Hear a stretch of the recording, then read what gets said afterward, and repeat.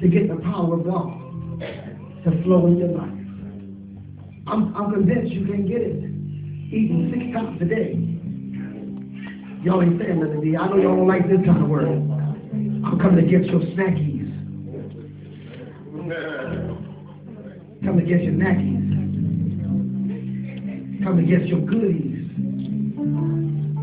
These juju beans, skins, chips, dips, Doritos, herbs, cookies, apple pie, sweet potato pie, cinnamon rolls, ice cream, cakes, goodies, pies, and no pie.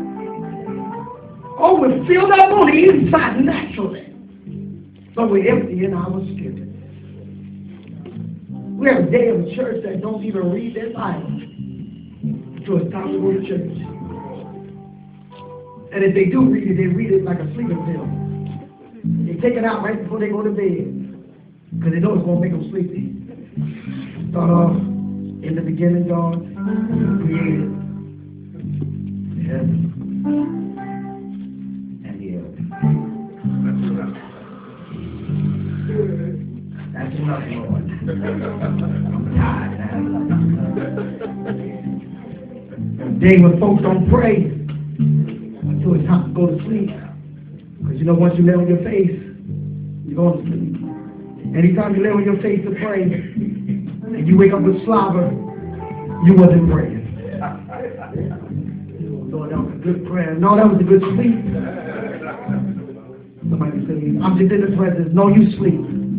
Somebody say amen. God is trying to get us to go to a place where we can learn that He has power for us, but He's not going to give it to us until we learn how to deny ourselves. I tell folks all the time, they come to me with all this trouble. How am I going to get out of this? I don't see my way out of this. And all the time, just where you going? My way to the buffet. Where you coming from? Just came to the buffet. Where you having tomorrow? Tomorrow? Go to the buffet? Where you going? They got all you can eat Popeye chicken on sale.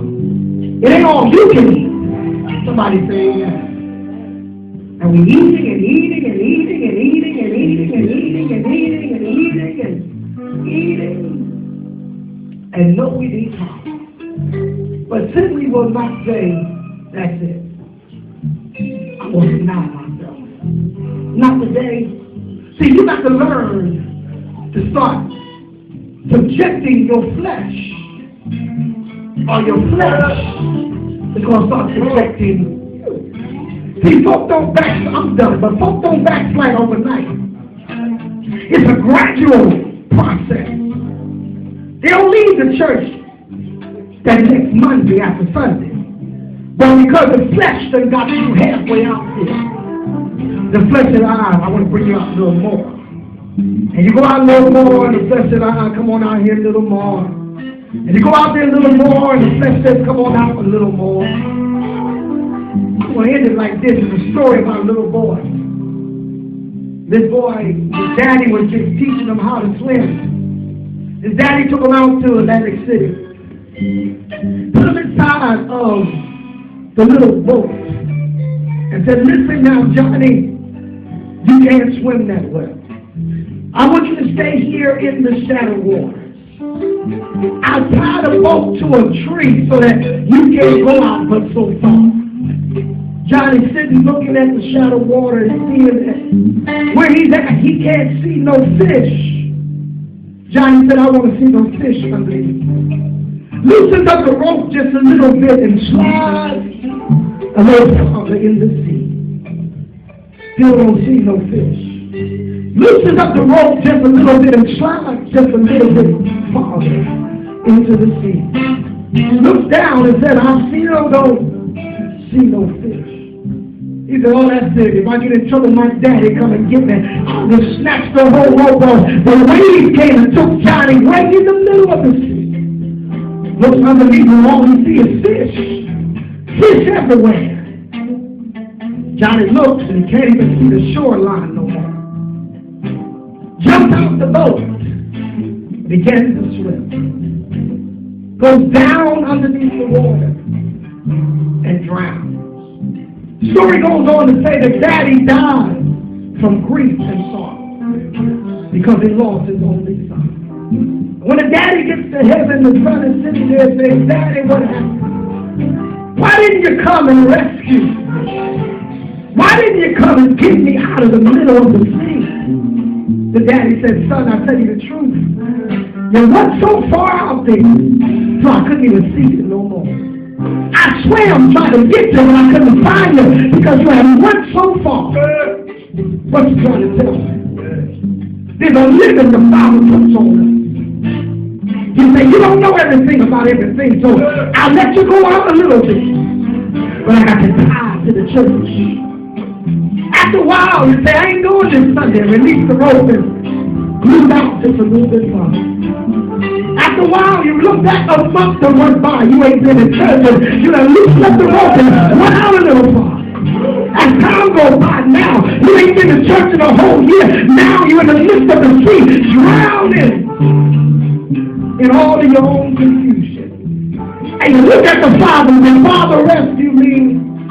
And the Father says, I told you not to release the rope. Somebody say amen. You got to activate your faith if you want more power. See, God's trying to take this church somewhere. You can hear what I'm saying? It ain't church as usual. You got to get that mentality out of your mind. Somebody say amen. God's trying to bring us into a new day. Into a new service, into a new way of worshiping, a new way of praising, a new way of thanking, a new way of fasting.